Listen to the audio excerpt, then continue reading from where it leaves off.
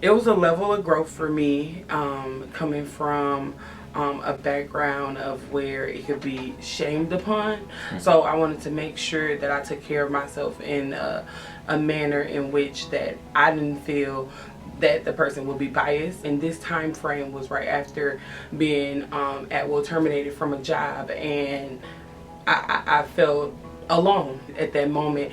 I needed to, make sure that I came closer to God, not running away from Him. I wanted to make sure that I did my part to take care of myself and also putting it in His hands. At that time, that's when I knew that I needed to reach out and get a therapist, because I felt like I needed to be heard. I would definitely say that coping and getting strategies to be able to work through things and the different emotions that I may have has definitely helped me and gone a long way.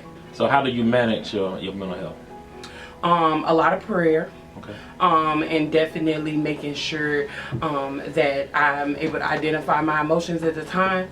If I'm having a moment, being able to say, okay, yes, I need to take a step back. A big part of it is making sure that other people are aware as well. It's for other people, but it's also more so been for me as a coping mechanism to make sure that other people understand me as well. My support system is definitely growing day by day. My support system comes from not only family, but then also coming from like work. I made sure that within my professional development as a young professional, that I made sure that my job was a safe space for me. I heard you say that you had a therapist.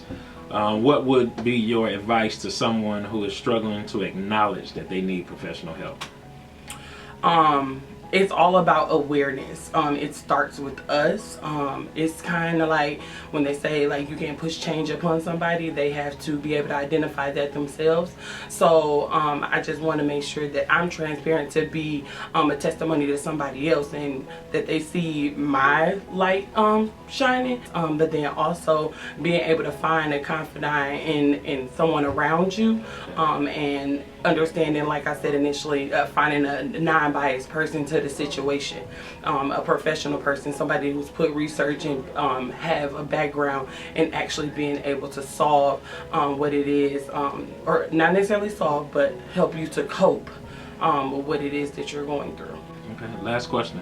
It's not a question. Is there anything else that you can say to someone who may be struggling with their mental health or getting help with anything else you want to say?